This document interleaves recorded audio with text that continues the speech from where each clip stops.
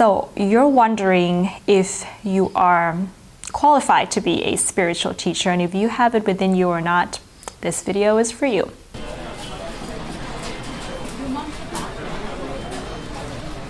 Hi beautiful souls, it's Tan back here again today on this Astrology, Human Design and Gene Keys channel with another top 3 episode today. And we're going to be looking at the top 3 signs that someone is a spiritual teacher in their natal chart. So before we get started, don't forget to head over to my new and updated website where you can meet my team of beautiful, amazing, and highly qualified astrologers there who'll be doing birth chart readings for you guys, as well as sharing some knowledge of astrology here on this channel in the near future. So do check that out. And if you're watching this in April, we currently have a spring and Easter sale for birth chart readings, so grab one for yourself now before it ends.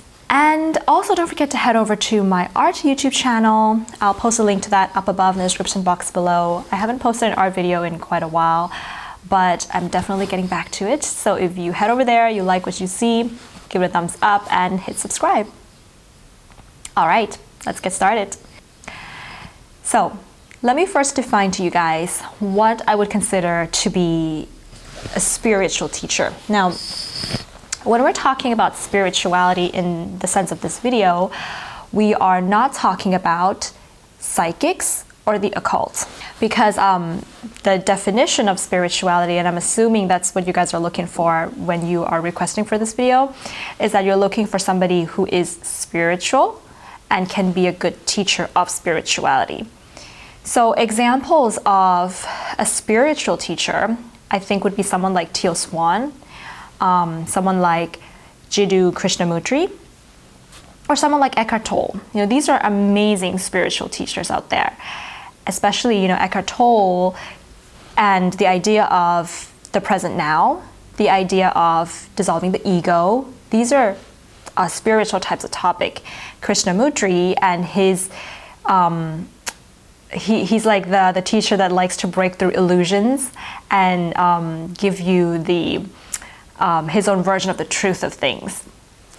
And of course, Teal Swan, who is very much, you know, a great teacher of, you know, relationships and seeing beyond the veil of what's hidden in the spiritual community and things like that. So these are the kinds of people that we're talking about. Someone who has done a certain amount of, and of course, the Dalai Lama, an amazing spiritual teacher. So these are the people who have done a certain amount of tremendous self-growth. They've done a lot of digging into themselves to become the best version of themselves from using techniques that are more mindful oriented. That kind of made sense. And so they've done a certain amount of meditation maybe, or maybe they've done therapy or various different kinds of techniques that you can do to be the best and the higher version of yourself that you could be, which is basically embracing yourself as you are, as the purest form of yourself, deconditioning some of their past is a theme of somebody that I would consider to be a spiritual teacher in this sense, and then coming out to share that with the public in hopes that the world would also be more healed and spiritual. Doing a lot of shadow work as well, that would be another thing of an amazing spiritual teacher. So, without further ado, the number 1 sign that someone makes an amazing spiritual teacher. Now this one, if you see this in someone's chart, this is like probably going to be very close to 100% that this person should be a spiritual teacher, whether they know it or not, whether they are it or not. So the first sign is when someone has the ruler of their midheaven or their IC in the 12th house, the 1st house, the 3rd house. And the ruler of their IC or MC should be ruled by Jupiter or Mercury, meaning that this person's going to have an MC or IC axis either in Pisces, Virgo, in Sagittarius, Gemini. So that particular axis on the IC or MC, and then them having either Jupiter or Mercury in the 1st, the 12th, or the 3rd. I've seen more so when Mercury and Jupiter is in the 12th, spiritual teacher. So when Jupiter and Mercury are falling into the 12th, right, that's going to gear someone towards a mind and both of their minds. So both the logical mind and the abstract mind is coming to meet in a place where the ego is dissolving. So this person is going to be somebody who's not going to, so at least at their higher energy frequency, they're not going to be attached to their mind. So their mind, and depending on other aspects, we can also have that, is going to be, they're more susceptible to having certain paradigm shifts, we can say, especially spiritual paradigm shifts in their life. When Jupiter, more so than Mercury, is in the 3rd house, this person is going to, on their daily basis, have the skills and the talents for Jupiterian things. That's what the 3rd house rules. Not only that, but if you really think how do we get out our spiritualness? We need a community, and we need people around us who will support that, right? When Jupiter is falling to the 3rd house, there's an expansion of certain communities that may be around spiritual types of communities that you can access on a daily basis. Not like 11th house community. These are physical communities in your area where you can on a daily basis be involved with, and it kind of gets the person into that support of having the support of enhancing their spiritual growth. Now, if the MC or IC ruler is Mercury or Jupiter and it's falling into the 1st house, this person's identity becomes all about spirituality. And so this is kind of a reversed position of Jupiter and Mercury falling to the 12th house, but it does have that sort of, it's a different journey into becoming a spiritual teacher, I would say. It's less about dissolving that ego, but it has more so to do with mastering teaching and mastering spirituality of this person's life. Of course, this person can have their ego wrapped up in spirituality, and that would be the downside there. But if they can push through that, or if they can kind of have some maybe Pisces or Neptunian or 12th house influence that would sort of balance off the egotistical side of their Jupiter and their Mercury, then we can have some balance there in which this person is going to be born, we can say, to be sort of like that spiritual teacher. All right, so the second sign that somebody has the potentials to be a spiritual teacher, and I have seen this as a repeating pattern in many of the spiritual teachers that I mentioned at the beginning of this video, and that is when you have the moon and Neptune in an aspect to each other, preferably in a close orb. So by orb, if you're not familiar with that, it's when the degrees are very close to each other. So if, for example, Neptune is at 1 degrees of Capricorn and the moon is at 2 degrees of Capricorn, that's a very close orb because they're 1 degree apart. So that would make it a close enough orb to make this person be somewhat inclined to the spiritual realms and this being a spiritual teacher, we can say. If this person is emotionally comfortable with all things spiritual, and that's kind of where they go to at the end of the day when they need comfort. They return to either meditation, or it can be other spiritual forms of self-expression, or just this or going to nature and just kind of being at one with nature, that kind of an energy. Now we can also have, with Moon Neptune coming to contact, the downside of this person is going to be that they might at some point in their life, this may not be for the whole of their life, but at some point in their life, they may not be in touch with their intuition and not have a strong sense of boundaries when it comes to their environment. So instead of being grounded, this person may be more of an escapist instead of being grounded, which is the epitome of a spiritual teacher, is someone who can stay grounded, right? Instead of being grounded, they're escaping, or instead of being grounded, they're lost, or instead of being grounded, they're dreaming.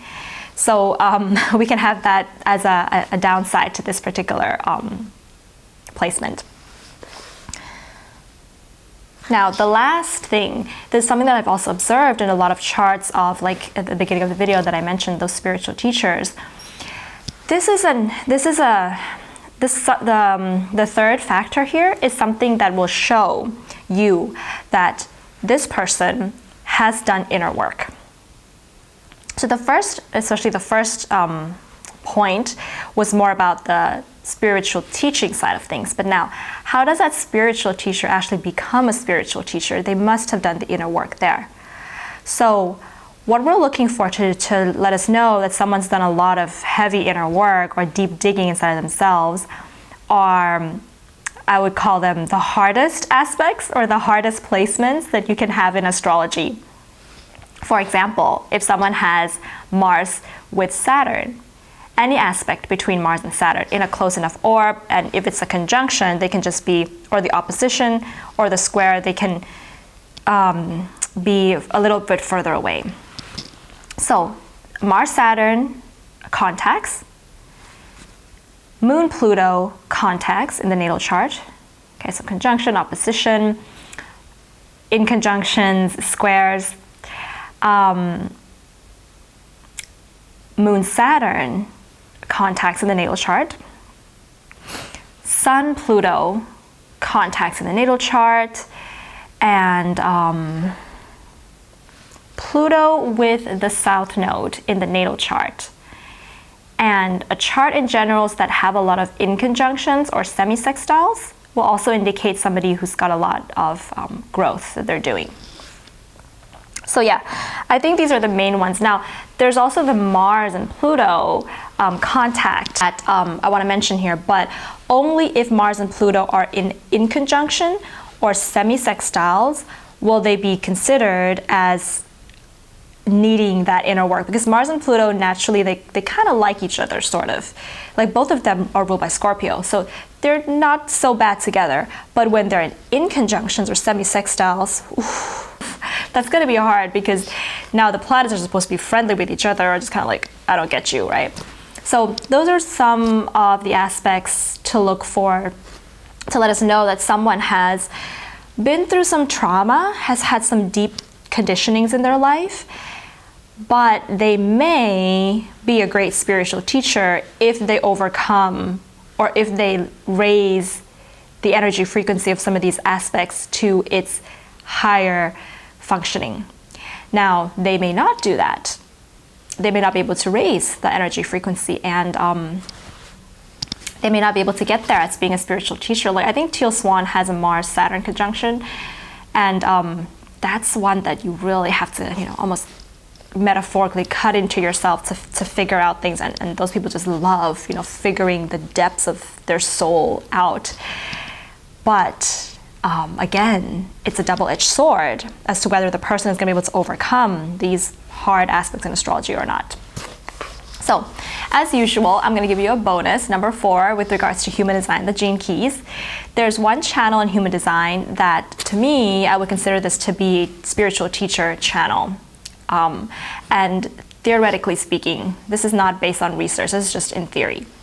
I would assume that the channel 1333 would make someone a great spiritual teacher, because if we look at gate 33 in general, that's Leo gate. That gate 33 in the gene keys, it moves from the energy frequency of forgetting to mindfulness to revelation. It has a direct connection to the divine through the process of mindfulness, and can also be considered as the archetype of like a medicine man or medicine woman, a purifier of sorts. And it's one of those gates that's really, really strong in allowing somebody to look at their ego in the face. This is Leo archetype. At the higher energy frequency, these people can look at their ego in the face and be like, oh, that's my ego. I'm gonna embrace that. I'll be aware of it whenever it plays out negatively in my life. But I'll also make good use of the good ego, And when you have the whole channel of 1333, there's a connection directly to the throat, and gate 13 is Aquarius energy. So there's a connection to the throat, meaning that you're going to be able to teach to get that voice out in terms of telling people your stories and other people's stories, and listening to people's stories, and listening to the collective and where we're headed to, where the direction the collective is heading in this new era. That's the kind of energy there. And there's another gate in human design, the Gene Keys, that I've noticed are present in a lot of spiritual teachers' charts, and that is gate 52. That's Cancer energy, and it's located in the root, and I think it's the gate that is the ultimate gate of grounding energy, is gate 52. It moves from the energy of stress to restraint to stillness. And I like to associate gate 52 with the Tao Te Ching. I don't know if you guys have read that, the ancient Chinese text of Lao Tzu. It's a beautiful, amazing text of humility, seeing the bigger picture of things, letting go, surrendering, knowing that this too shall pass. That Buddha-like energy is coming from the Tao Te Ching and from gate 52. So being able to work with yin and yang energy and things like that is very much associated with that archetype.